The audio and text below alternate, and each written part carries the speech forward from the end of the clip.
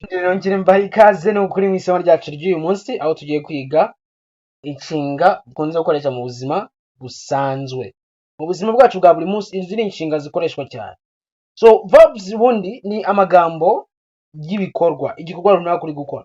So hari inshinga ikaba ari ijambo, none tukagira igikorwa iyo nshinga iri gusobanura. So zitubwira ibikorwa rero tuba dukora mu buzima bwacu bwa buri munsi. Arizo zitandukanye ngiye kuba nakubwira uyu munsi ushobora kuba watangira gukoresha mu gihe ushaka kuba wavuga ibikorwa bitandukanye uba uri gukora mu buzima bwawe bwa buri munsi.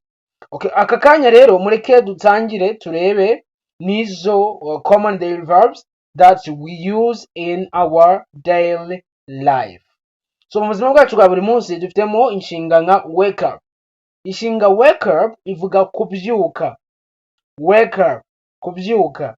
Tukagira inshinga get up, kuva mu buriri. Hari ukubyuka nyine ukabyuka. To wake up ni ukubyuka no kuva mu buriri, nibyo twita get up. Hari ugukanguka nyine wari usinziriye ukabyuka, tubyita wake up. Get up ni ukuva mu buriri. Okay. Tukagira brush teeth, ni ukoza amenyo. Brush teeth, koza amenyo. To brush teeth ni ukoza amenyo. Wash body cyangwa kwiyuhagira. Wash body, wash face. Ahangaha ni ukoza isuku, koga mu maso cyangwa se koza umubiri. Ahangaha tubyita kwiyuhagira. Cyangwa se ubundi buryo ushobora kuba wavuga kwiyuhagira nibyo twita take a shower. To take a shower ni ukwiyuhagira cyangwa se kujya muri douche. Ushobora koza isura ariko utoze ukatagiye muri douche. Icyo gihe tubyita to wash a face. To wash a face. Okay. Ubwo rero nibwo buryo bwiza cyane. Noneho tugira iyindi verb dukoresha cyane ya eat. To eat, kurya. To eat, kurya. To eat. Tukagira iyindi verb ya to drink. Drink, kunywa. Drink, kunywa. Tukagira iyindi verb ya go. Kujya. Go, kujya. Uzajya uyikoresha kenshi kujya. Njya ku ishuri buri munsi. I go to school every day. Okay, come, kuza. Come, kuza. Come here, ngwino hano. Come. Ziri inshinga dukoresha mu buzima bwacu bwa buri munsi. Iyi ni inshinga tugira za buri munsi. Dufitemo work. Work ni ugukora. Work ni ugukora. Tukagiramo study. Study ni ukwiga. Learn ni ukwiga nabyo. Study ni ukwiga, learn nabyo ni ukwiga. Zose zishobora gukoreshwa. Tugiramo read yo gusoma, ndetse tukagira write ni yo kwandika. Tukagira speak ni yo kuvuga. To speak, kuvuga.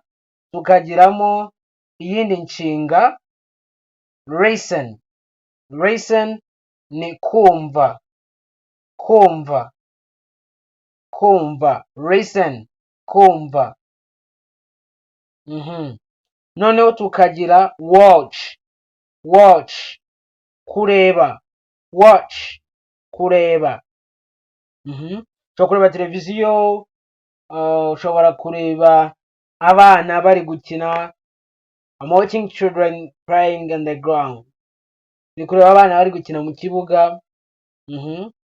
Tugira play ni yo gukina. Tukagira rest yo kuruhuka. Tukagira sleep nayo ni yo gusinzira. Okay, noneho iyindi dufite, reka dukomeze. Izo ngizo nizo dufite. Rero mu buryo noneho izi verb zikoreshwa harimo iyi sleep, rest, pray. Reka turebe uburyo izi verb zikoreshwa noneho.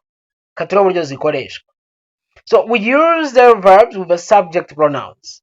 Izi za daily verbs cyangwa se imirimo dukora ya buri munsi, ibyo dukora bya buri munsi, zikoreshwa twifashishije subject pronouns igaragaza nyine ukora igikorwa. Aho dufata subject tugateranyaho verb. urugero uramutse uvuze ngo icyo nkora uyu munsi, nyine ushatse gusobanura icyo ukora. Okay, urugero nshobora kuvuga ngo I wake up at 6 am, mbyuka saa 12 za mu gitondo. Okay, mbyuka saa 12 za mu gitondo, subject ndetse na verb. I wake up, that's it. Cyangwa se I brush my teeth, I brush my teeth, mwoza amenyo, I brush my teeth. Brush your teeth, oza amenyo yawe. He brushes his teeth, yoza amenyo ye. So brush teeth. Iyindi verb twabonye ni eat. I eat breakfast, ndya ifunguro rya mu gitondo, cyangwa se ndarya ifunguro rya mu gitondo. Tukagira I go to work, njya ku kazi. Tukagira I study English, niga icyongereza, niga icyongereza. Tukaza tukongera I sleep at 10 pm, sinzira saa 4 z'ijoro, sinzira saa 4 z'ijoro. Tukaza tugakomeza uburyo zigenda zikoreshwa, nako dufite subject ndetse tukagira na verb. So muri izi rero daily verb iyo ziri kumwe na he, she ndetse na it, ntabwo zijya zikoreshwa mu buryo busanzwe, zongerwaho s kuri izo verb. Kuri izo verb tugenda twongeraho s iyo turi kuzitondagura. Urugero ni ndaza kuvuga ngo ningera kuri he, ndavuga ngo he wakes up early, abyuka kare mu gitondo, abyuka kare. He wakes up early. Cyangwa se she eats at home, arira mu rugo, arira mu rugo cyangwa arya mu rugo. Ukagira he works in town, akorera mu mujyi cyangwa akora mu mujyi, nabyo bishobora kuba byavugwa kuri ya verb ya work. Kuri izi ngero dufite hafi ya zose verbs nyinshi zitandukanye, twongeraho s mu gusobanura ibyo umuntu akora mu buzima bwa buri munsi. Urundi rugero, she studies English, yiga icyongereza. Aha ni kuri verb ziherwa na ya, zozo dukuraho iyo ya, twongeraho i, e na s, aho gushyiraho sa gusa. Ahangaha niko byagenze kuri she studies. Ho dukuraho ya tugashyiraho i na e na sa. Noneho kuri zerwa na sa na ha, mwara twabonye kuri she blushes, naho twongeraho e na sa, zirazerwa na sa na ha. Ntego.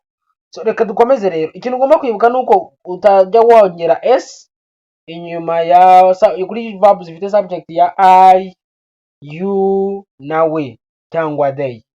Yishyirwa gusa kuri he, she na it. Niho kuri verb twongeraho iyo s cyangwa ie na sa. Noneho dukomeje, ahangaha nakubwira yuko mu gihe turi kubaza ibibazo noneho twifashishije zino daily verbs, dukoresha do cyangwa does, do cyangwa does. Ingero mfite aha, mfite do you wake up early, ubyuka kare. Do you wake up early, ubyuka kare. Do you wake up early, ubyuka kare. Yes I do, no I don't. Byo nigeze kubabwira mu isomo ryabanje uburyo tubazamo, n'ahangaha nibwo buryo n'ubundi tubazamo. Do you wake up early? Yes I do, no I don't. Hano twabonye dukoresha does. Does she work on Monday? Does she work on Monday? Akora kuwa mbere. Does she work on Monday? Dufite helping word ya does, subject ndetse na main verb. Okay. Noneho tugakomeza hano dufite noneho uburyo bwo guhakana. Mu gihe duhakana koresha don't cyangwa does not cyangwa doesn't. Do not cyangwa don't, does not cyangwa doesn't mu gihe turi guhakana. Urugero rwo nzavuga ngo I don't work on Sunday, sinkora ku cyumweru. I don't work on Sunday, sinkora ku cyumweru cyangwa se nakora ku cyumweru. He doesn't eat meat, ntarya inyama. Ntabwo kuvuga ngo ntararya inyama, ntarya inyama, ntarya inyama. ahangaha twibagiye dushyiramo agakosa ntarya inyama. She doesn't study at night, ntiyiga nijoro. She doesn't study at night, ntiyiga nijoro. Ubu ni bwo buryo bwo guhakana kuri izi verb dukoresha za buri munsi. Uburyo bwo kubaza ni buriya, uburyo bwo kwemeza nabwo ni buriya twagiye tubona, aho twagendaga dukoresha subject plus verb twavuga icyo ukora mu buzima bwacu bwa buri munsi, bikunze guhoraho, bikunze kubaho. Yego. So amagambo rero ukunze gukoreshwa cyane mu gihe turi kuvuga ubuzima bwacu bwa buri munsi cyangwa se daily verbs, dusangamo everyday, buri munsi, in the morning, mu gitondo, in the afternoon, ku manywa cyangwa se nimugoroba, nyuma ya saa sita, in the evening, ariyo nimugoroba n'ubundi, ubwo ni kuva saa 12 kugeza nka saa 3, kuva saa 12 kuzamura, hose tuba tuvuga in the evening, kugeza igihe bigeze n'ubundi mu gitondo, cyangwa kugeza igihe bigeze nijoro nko mu saa 6, nibwo tuvuga ngo nijoro, naho mu masaa moya sangahe ni umugoroba, in the evening, kuva saa 11 kuzamuka bari in the evening. Okay, ingero dufite aha, I work every day, nkora buri munsi. Aya ni amagambo ushobora kuba wakoresha subject plus verb plus another word, iyindi jambo rikoresha ubuzima bwa buri munsi. Ahangaha tukagira urundi rugero, I study in the evening, niga nimugoroba. I study in the evening, niga mu mugoroba cyane mugoroba. So gupracticinga rero ibyo twize uyu munsi, kugira ngo ugerageze ibi ngibi. Complete the sentence, wuzuze izi nteruro. I dash dash up at 6 am. Turavuga ngo iki? I wake up at 6 am, uko twabibonye. She, kuri she twabonye ko mu gihe tugiye kwitonda kuri nteruro twongeraho s kuri verb, mu gihe verb iherwa na ya twakuraho ya tukongeraho en na sa. Niyo mpamvu tuzavuga ngo she studies English. They, kuri ca na ha naho ahangaha iyo ari kuri hishi night twongeraho e na sa, ariko nkanga ntago twongeraho, turaza kuvuga ngo they watch TV at night, bareba televiziyo nijoro. They watch TV at night, they watch TV at night. Ibyo twabonye ahangaha nka answers.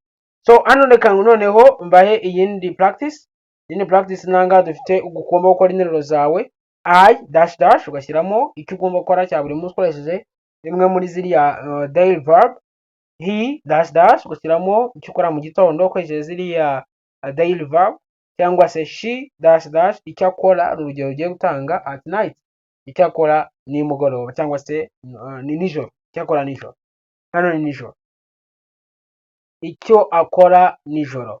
So ikosa rero abanyarwanda benshi bakunze gukora ni ukwibagirwa s cyangwa se ari amagambo yandi yongerwa mu gihe tugeze kuri he, she na it, urugero akaba yavuga ngo she eat rice, arya umuceri, ariko twibagirwa ya sa kuri she, aho tugomba kuvuga ngo she eats rice. Ni ngombwa kuyishyiraho mu gihe uri kuvuga igikorwa cya buri munsi akunda gukora. Igihe tugiye gukoresha noneho verb tukayikoresha nta subject ifite, mu gihe tugiye gukoresha verb none tukaba twayikoresha nta subject ifite, ahangaha n'urugero twavuga ngo eat breakfast. Aho ngaho wabikora uri gutegeka, ariko ushatse kuvuga ngo ushatse kugaragaza uko interuro yuzuye ari gukora igikorwa, wavuga ngo I eat breakfast, njya ifunguro rya mu gitondo. Ugomba kwibuka gushyiraho subject. So ahangaha rero mu gusoza turi muri speaking practice, kugira ngo uvuge ibi cyane. I wake up early, kugira ngo usubiremo. I wake up early. She works hard, she works hard, akora cyane. Ugomba kumenya ko interuro byibuze urashobora gusubiramo buri munsi, niyo yaba imwe ukayivuga neza na confidence, bigenda bikongerera icyizere mu kuvuga kwa. Niyo mpamvu most of the time on all lessons you will find me adding this part. Sasa mu masomo yose nongeramo iki gice ko byibuze, at least even if you can speak at least one sentence every day with confidence, that's going to support you to be more confident whenever you are speaking. She works hard. They study English, biga icyongereza. I rest at night, nduhuka nijoro. So nka homework kwiri somo no kwandika interuro 10 kuri daily routine, ku bikorwa ukora bya buri munsi, ukora mu buzima bwawe bwa buri munsi, kwandika interuro 10. Ikindi ni uko ugomba kuba uri buzisome cyane, read them aloud, zisome cyane.